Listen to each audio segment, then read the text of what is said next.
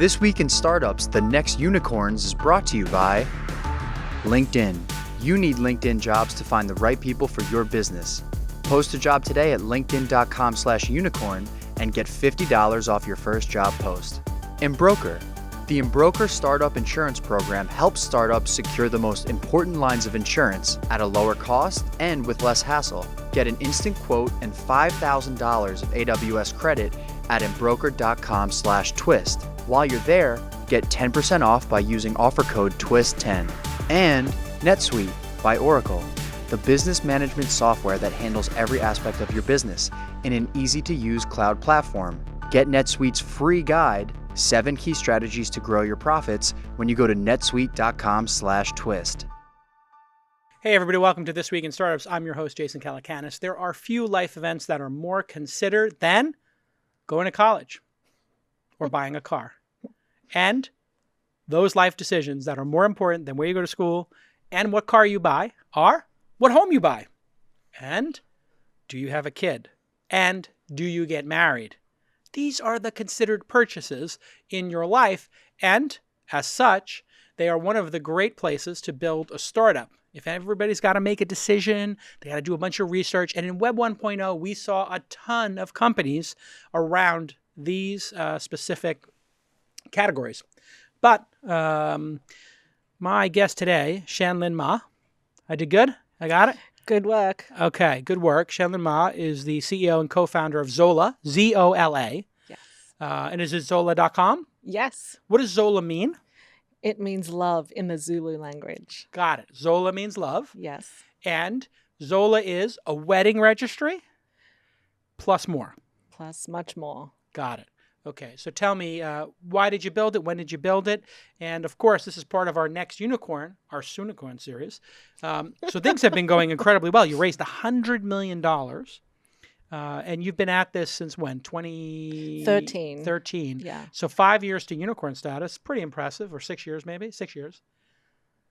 Well, not officially Not a unicorn. Oh, sorry. 6 years to Soonicorn status, right? Correct. 6 years to build a pretty epic business. How many people work there? 200. Wow. Based where? Based in New York. Got it. Yeah. So 200 people, you just raised this $100 million round. So things are going well. Very well. Very well. You got to be making 25, 50 million a year in revenue if you're going to raise that kind of money. I'm in the ballpark. Higher, but that's all I'm going to say. Okay, great.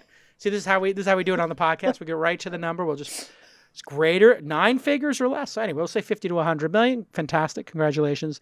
What was the original idea here? Because this was a very crowded space. The Knot, I know, was a public company in New York. I covered it when I was a journalist. I thought they had it all wrapped up. But you came in and built a business. So what was the idea of how you would compete in a space that I think a lot of people thought was crowded and maybe hard to grow in? Yeah, and when we first started thinking about Zola even as an idea, which was 2013, it was really kind of out of personal need. So that was the year all my friends got married at exactly the same time. Maybe you're a few years out from that year. I'm 48. Yeah, we all got married. Samantha is right in that year. We're in a different phase right now. We're in the phase where people are dropping like flies. Oh, no. Literally was at dinner the other night.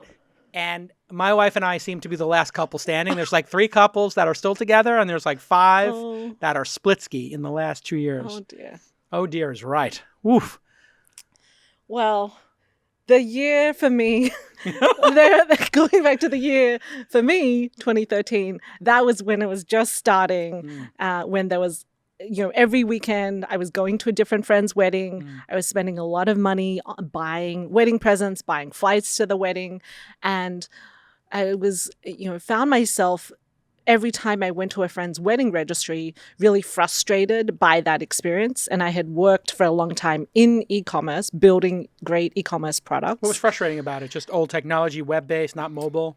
Exactly. So it was like shopping from a cold transactional checkout cart. It did not work on a mobile device. And at that time, the wedding registry space was only dominated by the big traditional department stores. And so you couldn't find anything you wanted all in the one registry. And I felt like my friends who were the couples getting married deserved a lot better than what they were being offered. And having worked in tech, worked in product, I knew that something better could be built. And so my co-founder Nobu and I set out to do that. Got it. And here it is on the screen. Samantha and David are getting married on November 23rd. There's only 52 days left. And here we go. An evening in Lisbon, Venice, Tulum. How many places are you going, Sam? My God. Venice, Paris? Wow. So you can also just give $100 towards dinner. I guess that's like a gift card or just $100 contribution? Well, it depends how Samantha has set this up. So she, as the bride or the couple together can decide, do we want a gift card or do we want the cash to be contributed to something in particular? And look, I see here in the design, they said are most wanted. Yes. So that's a nice thing. They can just defer the cost of some of these adventures. And I see you can sort it by what's available in the purchase price. So I see we're looking at kitchen in $150 range or whatever. And these are all very beautiful. Do you stock everything or do you work with every other vendor out there? Like what is the inventory and who does the fulfillment? I'm curious. So one of the things that's different about Zola's registry, which really is not available anywhere else, is that we let couples register for products from today. We have 800 brands and we work directly with those brands. So in that sense, we are the retailer. Got it. But we also offer experiences like what you saw, as well as cash funds or honeymoon funds, which is what Samantha has as well. And everyone wants a mix of these things and they want it in one place and they want it to be personalized in the way that you see here. And it's kind of crazy that this didn't exist before. So Shan, what if like Samantha wants like a Peloton or something and or 8 Sleep and you don't have that, right? Well, the thing that we do have is an add to Zola button. So if someone like Samantha wants something that is not currently available on the Zola site, they can use that add to Zola button to pull in any products from any site and add it to their Zola registry. And then Samantha can pick, would I like to get the cash to then go and buy that myself at the time that I feel ready, or do I want to send my guest to that site to buy it for me? But I think the great thing about that is that it's still all in one place. But then we also have great insight into what do couples want that we don't currently have in our store, that we can then go out to that brand and say, why don't we work together to get you onto our site? Got it. How do you make money? You get a commission on all this? Affiliate fees? Do people pay you? So it is, one of the things I'm actually proudest of with Zola is not just the user experience that we've created, but also the business model, which I think is very innovative based on a lot that we learned about e-commerce and what works well and what doesn't as it relates to e-commerce business models. So what is it? So we have a hybrid of a marketplace business and an e-commerce business, in the sense that on the Zola site, we have over 80,000 products in the store today, and yet we have virtually no inventory, and we're able to capture wholesale retail margins because we are the retailer. But it is... But they'll drop ship it so you don't have to maintain the inventory. Exactly. So if they want to buy this kitchen set, you negotiate with the person selling the kitchen set, and then you drop ship it to them. You get the wholesale to retail lift. So that's what it would have cost. Yes. And that's a big margin. That can be 50%, right?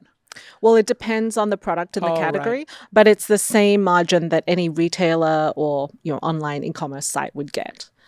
I know this is like a stupid question from an investor that you must get all the time, but I'm curious as to the answer. Did Amazon ever fancy, because I know they did lists. I would think Amazon would have launched this like 6 times and shut it down 5. Does Amazon have a competing product and is it any good? So they've had a wedding registry from way before we launched, and it's still there. And I think every time we launch an update to our product, we see some similar updates a year later. Is that disheartening as a founder when are they brutal about it, or are they like incompetent about it? It's got to be scary to go up against Amazon as a commerce Well, person. I love it when other sites copy us because I'm a competitive person. So I feel like it's motivation to stay ahead and to keep iterating and Gotta keep improving. sharp. Got to keep ahead. Yeah. But I think the thing that is different about weddings, and I think why we've grown so quickly, is because weddings and registries and what you put together for that single day is something that you really care about. How do I find the site or the registry that reflects who I am as a couple? How can I discover new brands? How can I get something that is emotional and joyful rather than just a cold kind of transaction page? It feels like Walmart or Amazon would be utilitarian to the point of not romantic, not we're starting our lives together. We want to have this beautiful new fairy tale lifestyle of, it's going to be beautiful and aesthetically pleasing. Like Amazon is the opposite of aesthetically pleasing. It's aesthetically annoying. And I think this is why we have been able to capture a huge chunk of the market, is because we create a beautiful site that couples can customize, but we also develop, in the case of Registry, specific features you cannot find on any other site. Like we let couples control when and where they receive their gifts. So it turns out most couples don't actually want to receive their gifts until after they've come back from the wedding, after they've moved house. Honeymoon. And, and no one else does that. The other thing we do is we have all these other wedding planning products that we've launched after our Registry product, like the wedding website, invitations. And these are things that are deeply connected to the Registry, connected to each other. So the Registry is kind of the foundation, but then you do invites and the wedding site. Is that all free? Do you use that as like the honeypot, as it were? Yeah, so our wedding planning tools are all free, including the checklist of all the things you need to do for your wedding. Oh, yes. Your guest list manager and your wedding website. Wow. And so those things... Because people charge for that, right? In the market? Wedding websites? Lots of money, like $500 or something. Oh, I don't know if it's that high, but there's certainly sites that charge for that. I think for us, it is something that we're happy to provide for free, and we think it makes a lot of sense for Zola to do that, because then we then raise awareness of our Registry and of our other products. Hiring isn't about putting a want ad in a newspaper anymore, posting to some fugazi job board and waiting to see what knuckleheads apply. No. You need serious talent, right? You're growing your business. You need to reach the right candidates, the people who are going to fit in with your team and be A players, right? Well, where are you going to find the A players? You know where to find them. It's LinkedIn. Of course, members of LinkedIn are there to make connections. They love to go learn. And they like to grow as professionals and discover new job opportunities. Maybe they're not looking for a job, but they'll opportunistically take a little perusky, maybe find something interesting, and that interesting company might be yours. In fact, a hire is made every 8 seconds on LinkedIn. That's it. 1, 2, 3, 4, 5, 6, 7, 8. Somebody got hired on LinkedIn. That's how LinkedIn gets your job post. They get right to the people who have the skills, hard and soft, to solve the problems you need in whatever role you're trying to fill. I know this because we filled a number of important positions here at our company by using LinkedIn. And I'm going to give you $50 to use towards your first credit in just a moment. Here you see CMO Presh posting for our new client service manager position in our Toronto office. We have this growing podcast, and we need someone to maintain the client relationships and help us with growth and marketing and all that good stuff. So we write in the skills we need. We write the description. We add some additional screening questions. These are critical. Great hack. Screening question: why do you want the job? What podcast do you listen to? Things that people who don't care about the job will skip. And it's all done within a couple of minutes. He sets his daily budgets, and he's on his way to finding a qualified candidate. So I want you to go to linkedin.com/unicorn, UNICORN. You know how to spell unicorn. And I'm going to give you $50, 50, from me and our friends at LinkedIn for your first job posting. That's it. Go to linkedin.com/unicorn and get $50. LinkedIn.com/unicorn, which is what your company will be when you fill those next 2 or 3 positions with that $50 I'm giving you right now. Go to linkedin.com/unicorn and get that 50. All right, let's get back to this amazing episode. There's this kind of thought out there that weddings and getting married is antiquated and that millennials or maybe Gen Z are not going to do it. Is that true or not? Because this is the thesis I've heard, and I don't have any statistics to back it up, is millennials are part of this new generation that value experiences, and let's call it a lightweight lifestyle where they don't get married, they don't spend a lot of money on stuff, they don't have, I don't know, homes or cars or leases, to the extent they can not weigh themselves down, which is smart, or burden themselves. And let's face it, marriage, I don't want to say is a burden, but it is a commitment. It is a serious, it's the most serious commitment, I think, after having kids. Is that true or not? And what do you think going forward? Yeah, that is not true based on what we've seen in the numbers of people getting married every year. Okay. And actually, if we look back decades and decades, the number of people getting married each year is extremely consistent.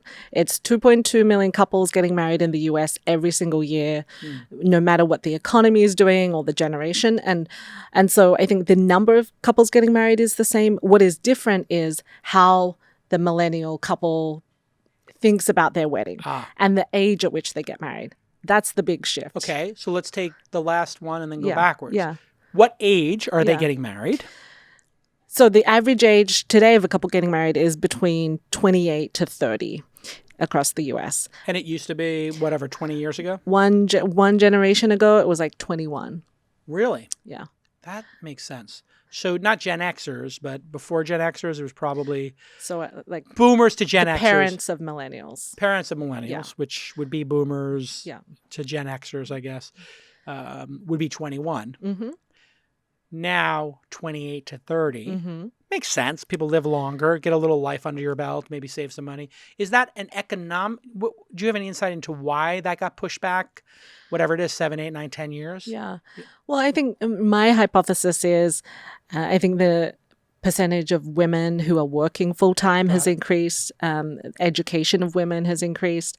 And then I think just the kind of social and religious norms around getting married have changed. There's not that pressure that and it really was a stigma for women, I think, right before my generation, that you were the last to get married. Our generation, I was born in 1970, we didn't actually buy into that somebody who got married at 30 was like, I don't know, an old maid. They had a term, an old maid. Like, oh, that was the last person to get married. That was some sort of whatever, negative for a woman.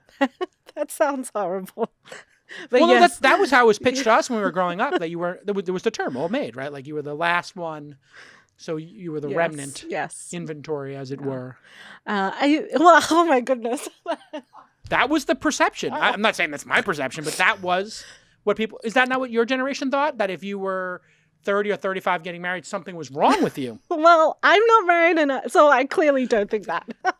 Shan, this is not an indictment. If you've got an issue... You just called me an old maid. I get it. I didn't call you an old maid. I was very clear in the language. I am the host of a podcast that's hated by snowflakes. And you're a fan of the podcast. You told me before. That is true. I am just being candid here. In my generation, that was the perception. It's not anymore.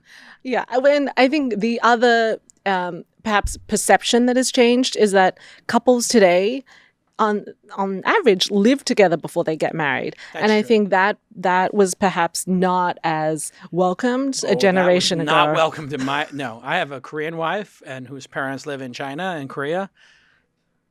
No, they don't watch the pod, but crazy. So we live together. But when her parents came to town, a friend of mine, you got to edit this, Nick. This is very sensitive. Edit that part out. Let me start over here. Just edit this a little bit, okay? I'm dead serious right now. A friend of mine who had very traditional in-laws lived with his fiance. And when their in-laws came in from China, had to move their stuff out of the house and put it in the trunk of their car and move in with their friend for almost 2 weeks and live on a couch to just in the off chance that her parents came to the house, went to the bathroom, and then checked the closets. See, couples today have it so much easier. A friend of mine went through this. He's not bitter about it, but let me tell you something. This was very anxiety-producing for this couple. This charade, as it were. Yes. And I yes. told them, listen, do what you need to do. Be respectful of the parents, the in-laws. If they're old school, it's fine. Yeah, so things That's changed. Yes. Mostly different now. And then you said ceremonies were different. Okay, so they're pushing it out a third of their lifespan, whatever, 7-10 years out. That makes total sense. Yep. No judgments. I think it's actually smart. Get a little more established in your career, play the field a little bit, and then get married when you're maybe, I think, are most people still getting married with the intention of having a family, or has that been decoupled? Is there any statistics on that? Because that was the explicit reason we were told to get married. Get married, have kids. Get married, have kids. Yeah. Yeah, I think we see that that is also, that order of operations is slowly changing. I don't think we've seen a huge shift there yet, but I think it's certainly changing. I think a lot of traditions, like, you know, you have to wait for the guy to propose, it has also started, we've seen really? to slowly change. That's interesting. There's certainly... So they actually have a discussion about it, and there's not like a whole charade where you talk to the sister and the sister tells you, when are you going to propose to my sister? You've been dating her for 4.5 years. This is my other friend went through that. Not speaking from personal experience or No, anything. it's my friend. My friend who's not me. Yeah. So that's changed. No, I'm How do sure they do it that now? still happens, but I think it's not so rare to hear about a woman proposing to a man, or a woman proposing to a woman, or a man, you know, Got it. same-sex couples getting married, and so I think the wait for the guy to get down on one knee before you can even start planning, you know, your life together is not as common. Let me ask you this: which would be the most romantic way to propose? In Central Park, on a sunny day, at home, at a romantic restaurant, or at the top of the Eiffel Tower at sunset exactly? Which would be the most romantic thing you could Where do? are these options coming from? I'm just curious. Which would be the most romantic in your experience as an expert from Zola.com, which does mean love, in your expert opinion? Would it be sunset at the top of the Eiffel Tower in a fine restaurant, or in Central Park? Which is the most romantic? Wait, home was one of these options. And home, yeah, home, 4 options. And home while Netflixing and chilling. Home. You say home, Netflix and chill. Yes. Really? I think so. Wow. Was that not the right answer? Wrong answer, What's man. the right Wrong answer. It was a Netflix and chill moment? No, it was Christmas morning. Christmas morning. Okay. They're both home moments for Nick's engaged. Nick did it. Hold on. In bed. In bed. Netflixing and chill. Oh God. I didn't realize it was this kind of podcast. Well, we're just no. When we say in bed, we just mean like cat. Not saying. We're just saying you're Netflixing and chilling. Got it. You're just hanging. Uh-huh. But you think at home is the most romantic. Yes. Not at the top of the Eiffel Tower at sunset. That's also pretty good. Sorry, Jade. I screwed it up. Apparently, I dropped the ball. I should have just put in season 2 of The Sopranos on DVD from when Netflix was on DVD. And I should have proposed to you. How did you propose? I proposed at the top of the Eiffel Tower at sunset, of course, as one does. Tom Cruise with Katie Holmes did it at the restaurant. I did it at the top floor. I don't know what people are thinking. You guys all think in bed or at home. I don't get it. Charles, is this a generational thing? Where did you do it? I've done it twice. Okay, I'm going to go ahead and put a pin in that one. Whew. First one was at the top of the Eiffel Tower. Second one was at home in bed. Okay, got it. I was at the bottom of the Grand Canyon. Oh, that's nice and romantic. nice. Wow. That's Absolutely a very nice nice. one. Didn't work out. All right, well, there you go, folks. Netflix and chill. All right, listen, you need to have insurance for your startup. I do. And with me today, Matt Miller from Embroker. He's the CEO and founder. Welcome to the pod. Thanks for having me, Jason. All right, tell me, what is the Embroker Startup Program? The Embroker Startup Program is the first fully digital insurance program for startups. So Got we can it. provide startups with all the coverage they need, less than 5 minutes, save them a bunch of money.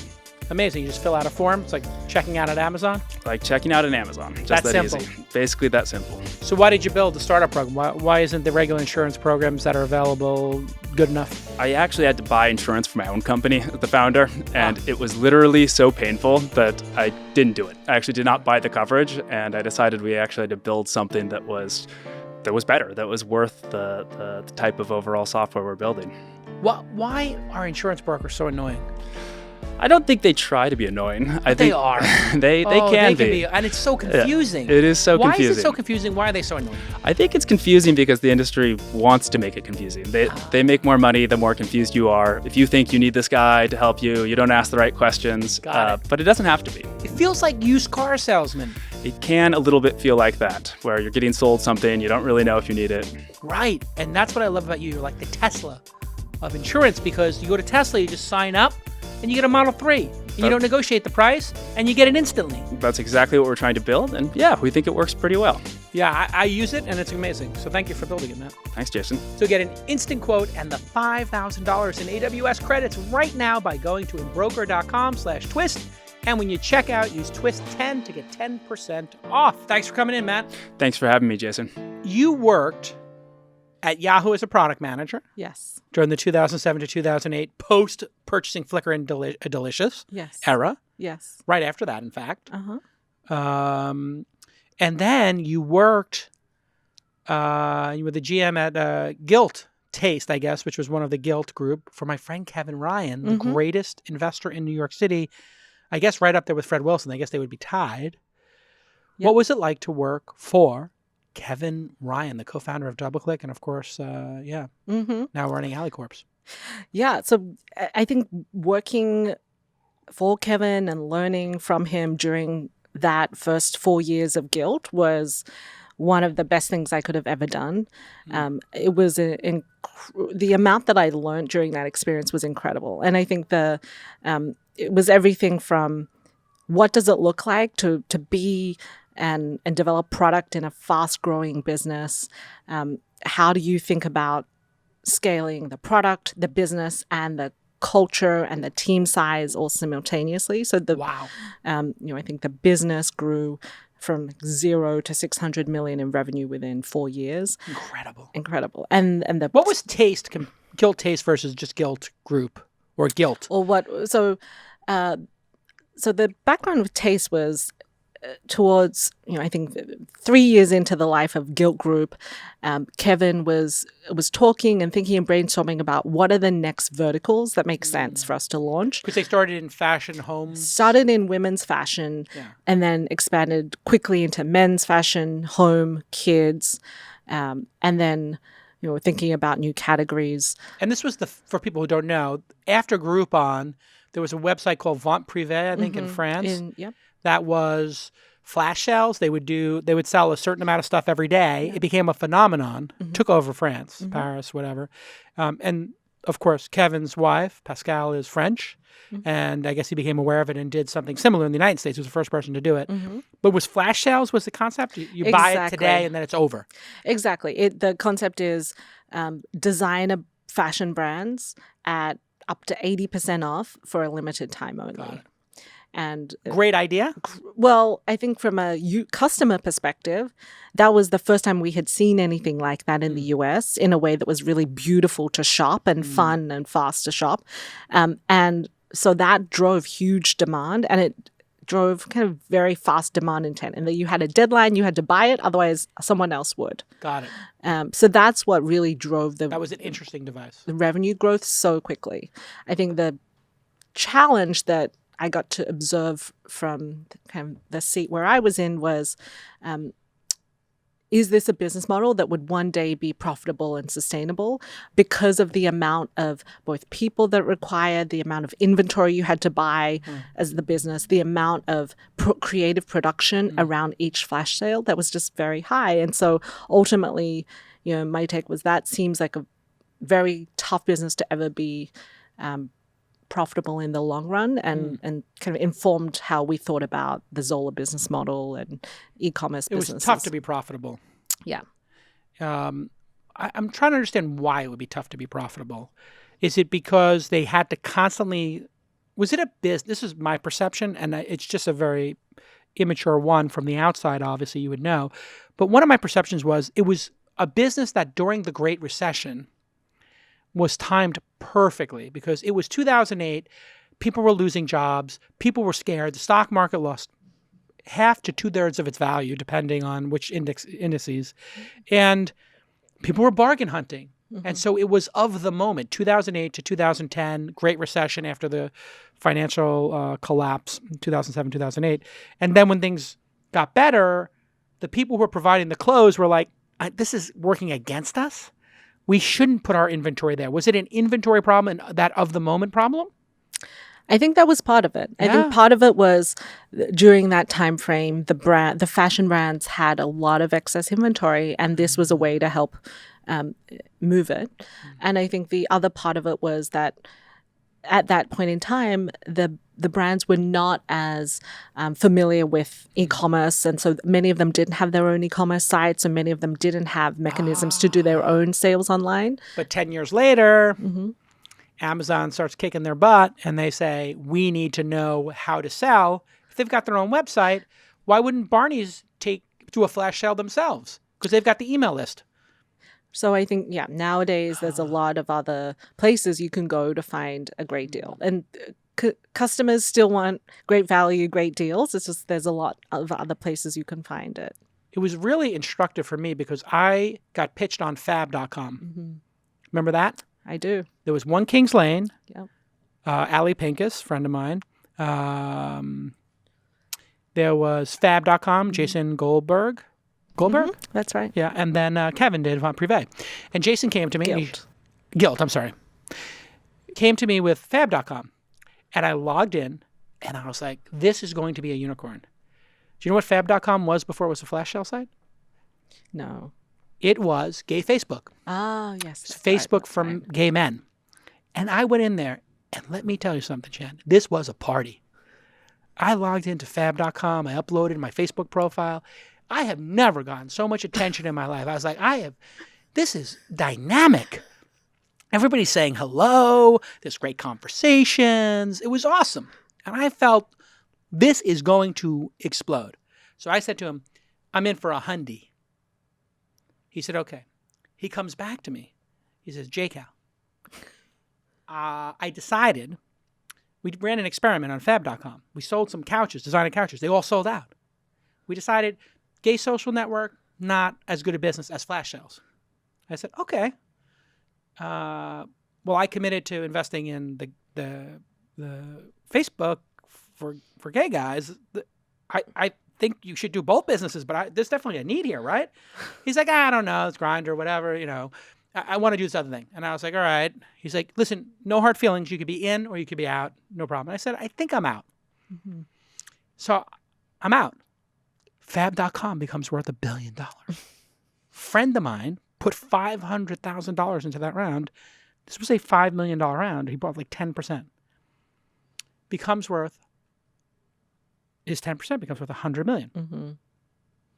Takes out some, a little bit of loan skis against the secondary set, a couple of loans against his position, starts living large. Guy's got a jet suite card, whatever, a little jet card. He's like tooting his own horn. Look, I made this great investment. Do you know what happened to fab.com? It went close to zero? Zero. Raised tons of money, went to zero. You know what happens if you take loans against your shares of a company that goes to zero? You have to pay it back? You have to pay it back. This is an instructive lesson for everybody out there. This is what could happen to the WeWork folks. What is your thought building this company, having seen Gilt, seen fab.com and these other, and One Kings Lane, all of them got really dinged pretty hard. And now you're in the commerce business. And we see a little bit of shakiness here. You see WeWork in New York. Maybe it's going to go to zero or it could go to whatever, $1 billion, or it could be a recap is I think probably the most likely thing. What do you think about this moment in time? And as a founder of a company that just raised $100 million, how do you protect and keep everybody seriously focused on what matters? Yeah.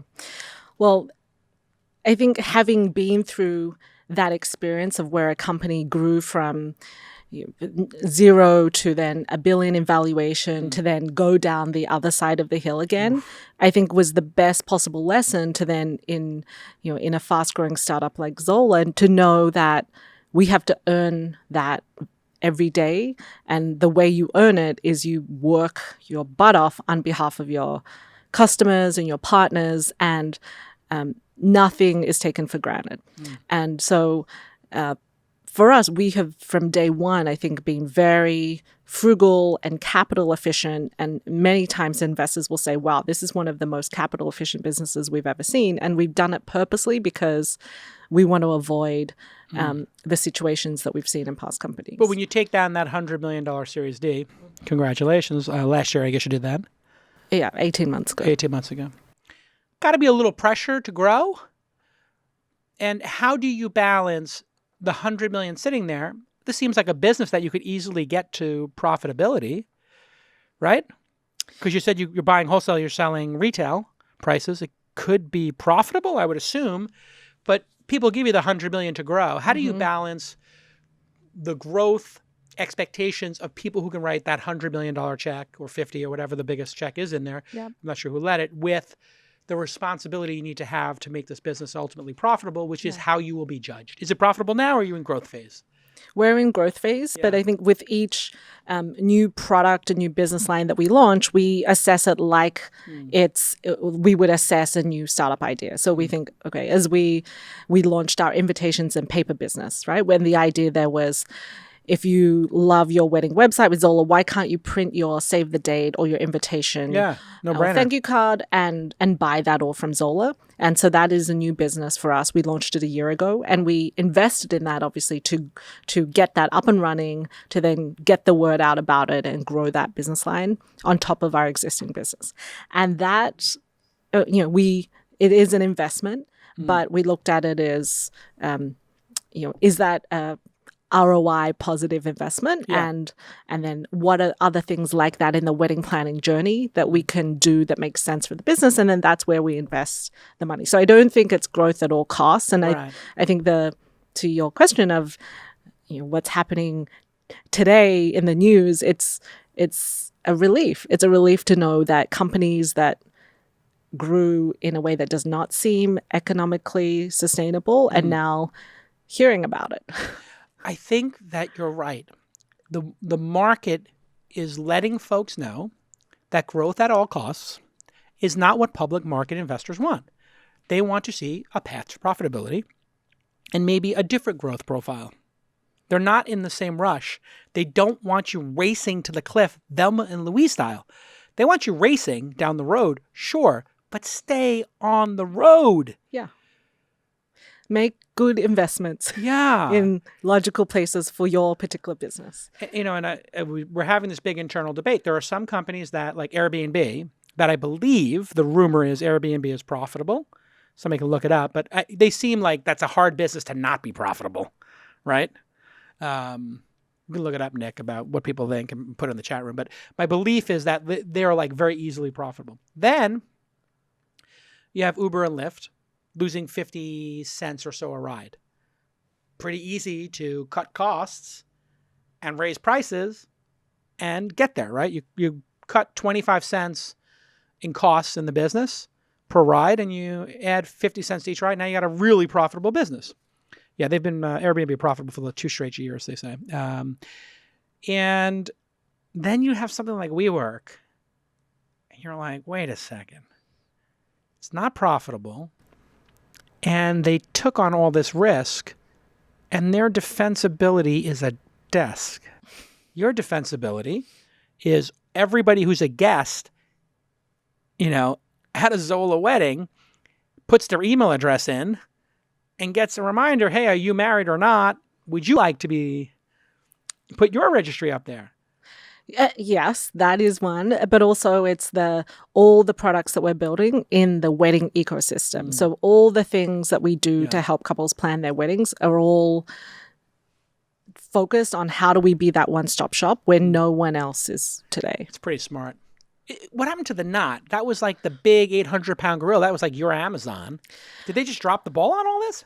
So they have a a different business model. Their business is media, content. Right.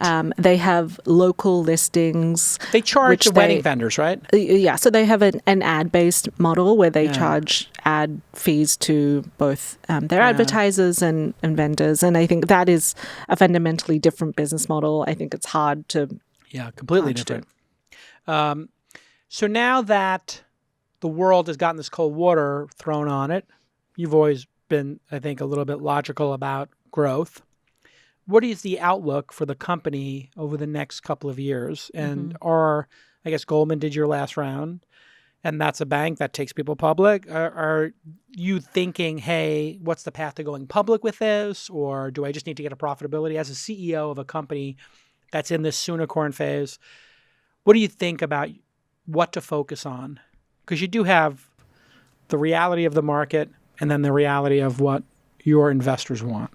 They want an exit eventually. You have to deal with this reality of, choppy waters.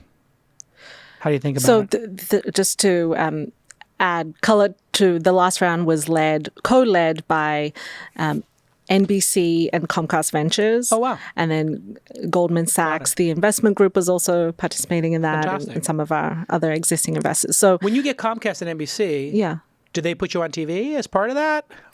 Well, they give you some ads. They help us understand what's the best way to be spending marketing dollars on NBC as well as other. They give properties. A little discount or some little remnant going on there. There's certainly benefit to companies in their portfolio. Got it. I got it. Okay. And then, are you up to that? Are you doing television advertising yet, or what works for you? We do. Yeah. So we, what's interesting is we found, as we've been experimenting with TV ads over the last year, that it actually has been very high performing for us from an ROI perspective, which was surprising. But I think it makes sense. I think that some of the products out there today, you're able to target more accurately, and so how do they do that with the targeting? Is it they target the streaming audience? That's one way, or the other way is I think we just have a clearer sense of what the demographic is per show. Got it. And so, which performs better for you, television, or social, or search? And how do you think about it as the CEO when the marketing people come to you? Well, I can tell you what they tell me, which is it's a portfolio approach. And so it sounds like nobody wants to take responsibility for their vertical. No, it changes from quarter to quarter, depending on what season we're in. It changes from what products we're promoting. So our registry product might be a bit different to our invitations and paper products. So I think the goal is, how do we make sure when someone is just engaged a few days ago that we are there somewhere, wherever they are, whether it's on the social channels or TV or search. So search has got to be super competitive. Wedding invitations, my God. Or wedding registry. What does that cost per click? $20? $30? Because you have PTSD from this. Well, I could tell you I'd have to kill you. She just rolled her eyes and was like shaking her head like, I just say. Oh my God. Search ads. Wedding registry. That's got to be a $20 click. The team would kill me if I were to disclose any of our secrets. Yeah, no, you don't have to do that, but it's got to be brutal. It's got to be totally brutal. What do you think of this? If I type Zola, you have the first ad Zola, and then you have your listing, your organic. And it's like a little tiny ad. Here it is. Look at the little tiny ad. Isn't this just so lame that Google does this to you guys? Look, Amazon, wait, this is wedding registry. Oh yeah, do right? Zola. Just do Zola. This is infuriating to me. Now, they didn't put your competitor ahead of you, but they put your ad ahead of you. So don't click that. It's going to cost you like $20. Isn't this infuriating that they make you buy your ad slot above your organic result? And then if you type, it's crazy, right? At least they didn't put competitors up there. Did you see that they're putting, you have to buy it because they put their competitors in here. I mean, I have seen some people in the kind of tech community be up in arms about this. Right on the whole big thing. Type in Asana. This is infuriating for Asana. So Asana has to deal with Monday, and then if you type in Monday, it actually do do Basecamp. I think this Basecamp was the guy who was complaining about this because Basecamp didn't want to pay. Oh, look, they took it off. Yeah, fix it. Yeah, because he was complaining so much. Scroll down. Type in Basecamp project management. Let's see if for that, because Basecamp is kind of a generic term, but let's see if they change that one. Yeah, look, and so Monday has the ad for above Basecamp because it has the word project management in it. But this is a really controversial issue. I think that this is what's going to get Google into antitrust trouble, is this overreaching thing where you type in one person and they put the competitor up there. Like if you just do Netflix and let's see if Disney Plus comes up. That would be nasty. No ads. Okay. Anyway, what do you think of that thing? The brand search thing.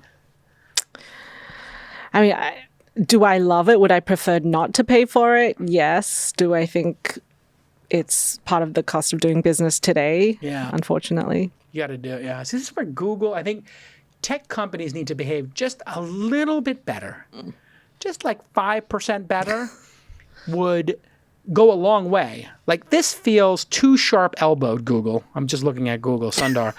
Like, this is probably winds up being 2% of their revenue, or maybe like under 1% doing this like little trick of like making you buy your name.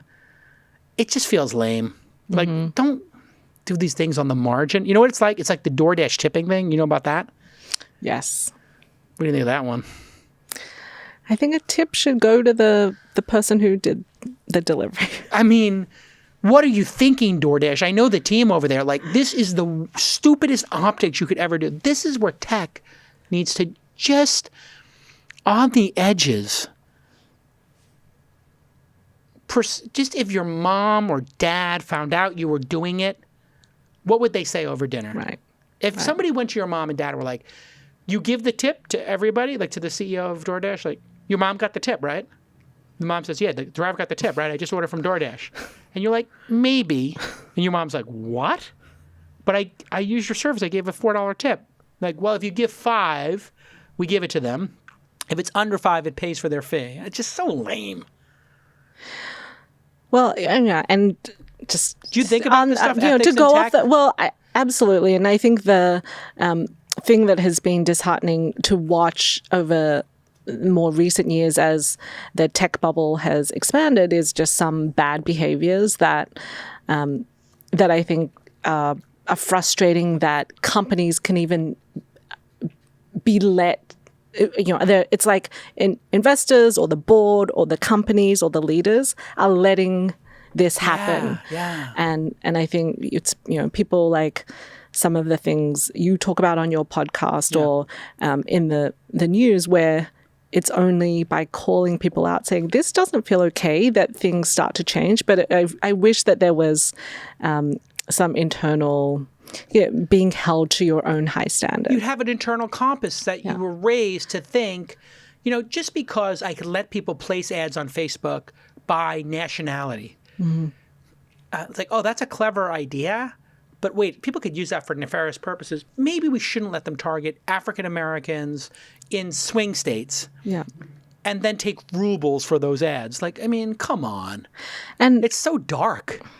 Yeah. And I don't want to act like, we are perfect and I am perfect. Nobody's and definitely expecting not the case. perfection here. But I think, one of the things that one of the books I read recently, Super Pumped, was... Yeah, I haven't read it. So I'm not in it. I looked at the index because I'm an Uber investor. And the second, I don't know, my guys thinks I had no role in the success of Uber, obviously. I'm being dead serious. Like, I just put a check in. But there were some things on there that were bad behavior that you didn't... Well, I think that one of the highlights of that book to me was a letter that was covered in that book that Katrina Lake wrote to Benchmark, Bill Gurley specifically, that was like, look, I'm reading a lot about this behavior.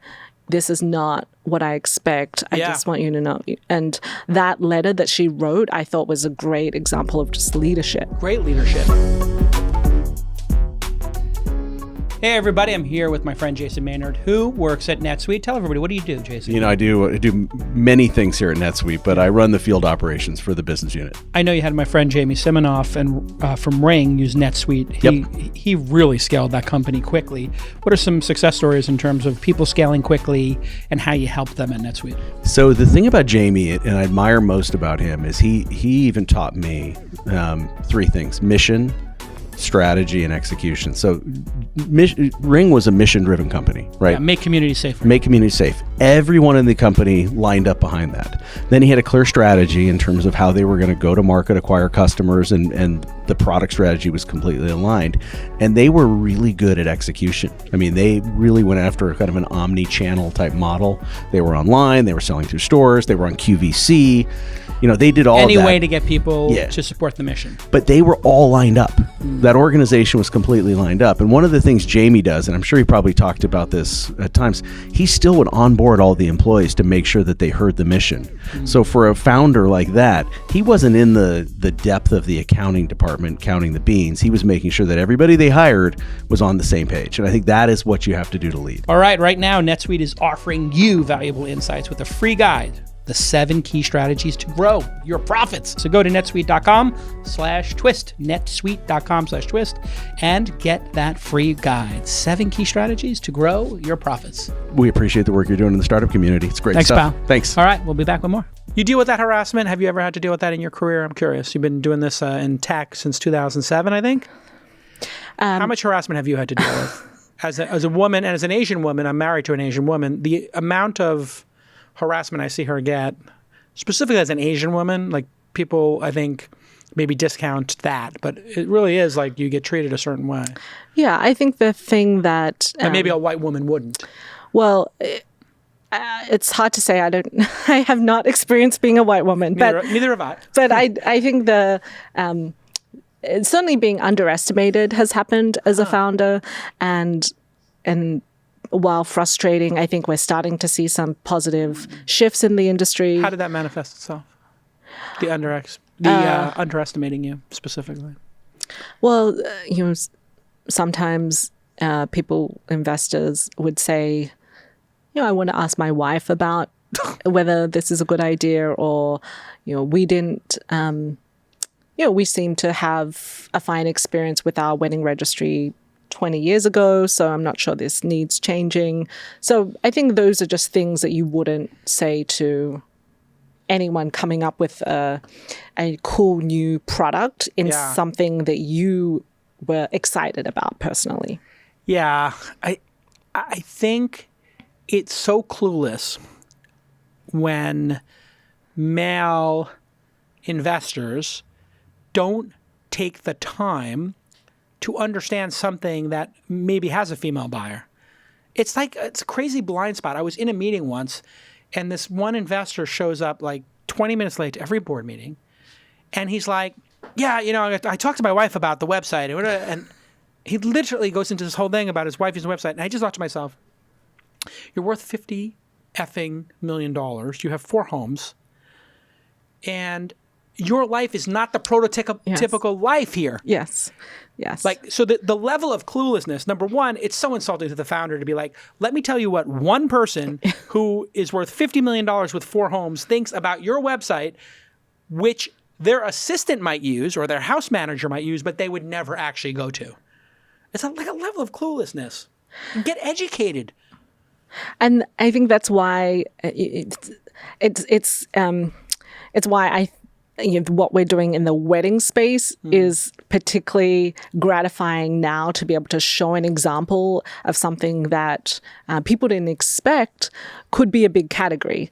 But the reality is the weddings market in the US alone is a $100 billion market. Crazy. Right? Which is bigger than many of the other categories that investors invest in every day. Which, by the way, 2 million weddings, Yeah. 50,000 a wedding. That's how you get there, right? It's pretty simple math. It's mind-boggling how this is one of the few categories left that is fueled by millennial spending today that has not yet seen a multi-billion-dollar disruptor emerge. No. Yet every other category that you look at of this size has seen that disruptor come through and take the entire market.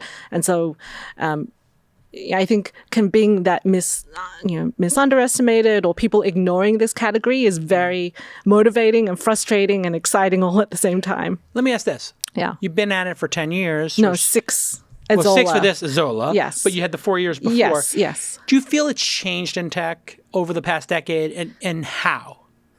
As a woman in tech, in that you're in the captain seat. You're the captain of your ship.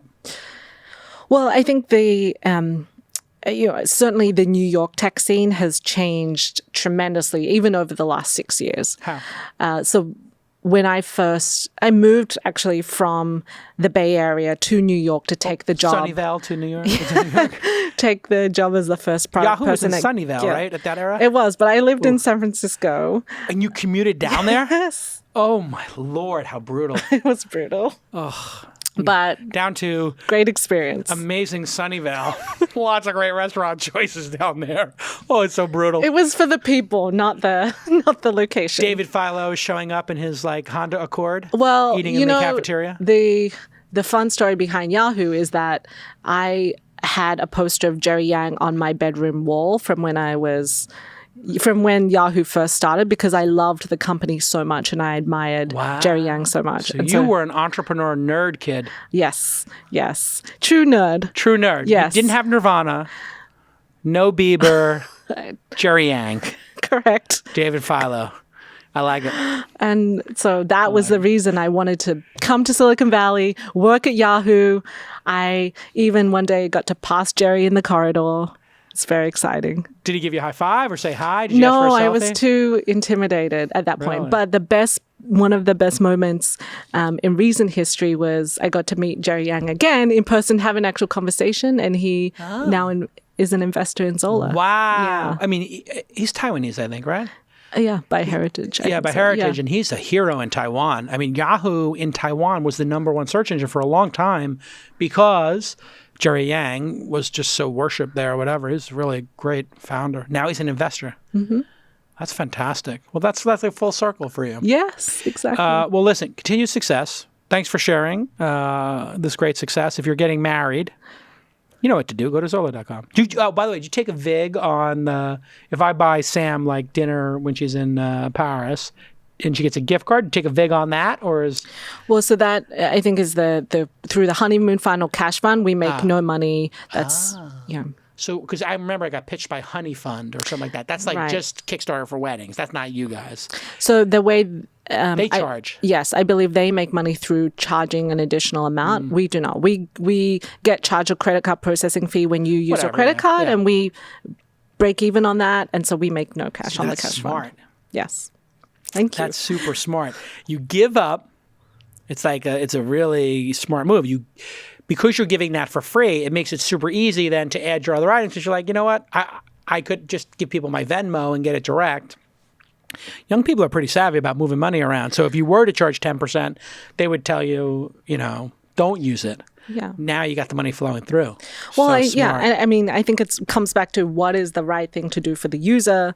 What is the thing that we can build that is going to have everyone want to actually create a registry or their invitations or their wedding on Zola, and we make the right decision. All right, listen, continued success. If you haven't used Zola and you're getting married, what are you waiting for? Get there, Zola.com. And you're hiring.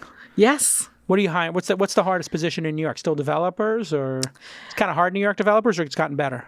Oh, it's gotten much better. Yeah. But always every team within our company is hiring engineers, product designers, product managers. What's the culture? Hard work or balance and lifestyle? What's the culture, would you say, on that spectrum?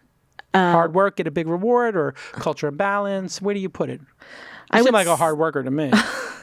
Yeah, I would say we want people who work hard and are entrepreneurial, but at the same time, we don't want people to kill themselves because we want them to be able to work with us for a long time. Got it. So you believe in the putting in a solid 50 hours a week, but not an insane 80. Focus 40?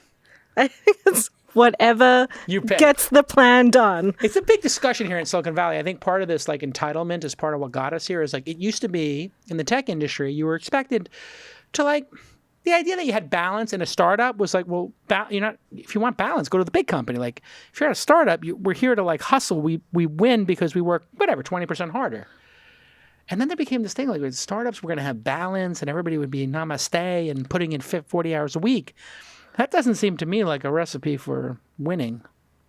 I don't know. Maybe I'm old school. I think I am old school. I know I'm old school. I mean, I think the reality is if you can work productively up to a certain point, that is the point at which you should. What do you stop. put in, honestly? 60 hours a week? What would you say your average like hours into your as a CEO? 60? I would say each day I'm in the office up until maybe 7. So you put in then 10 hours? Go home and then a few hours. So at you're putting home. in 10, 12 hours a day, 5, 6 days a week. You're doing a solid 60, 70 as a CEO. That's what it takes. That's what it takes as a CEO. I don't expect my entire team to be doing that every day, every week. That's absolutely not. That's absolutely not. But you put in the 60, 70. Yeah. Let me just a message to millennials. She doesn't expect you to. But let me tell you something. I would never go to work and come in after my boss arrived, and I would never leave before my boss left the office. To me, did you grow up that way? Like, don't leave till the boss leaves? I don't think that was ever explicitly said, but I probably did not do that. To me, like, put in the time, people. I think it's an Olympic sport, startups. I think this is an Olympic sport. To be an Olympian, which you are, you want to go for the gold. You got to get up early. You may be a little tired at the end of the day. Well, that's what I tell everyone who says, how do I know if I should be a founder and start a company? And I say, well, are you willing to devote at least the next 7 to 10 years of your life at a minimum, 24/7, nothing else but this?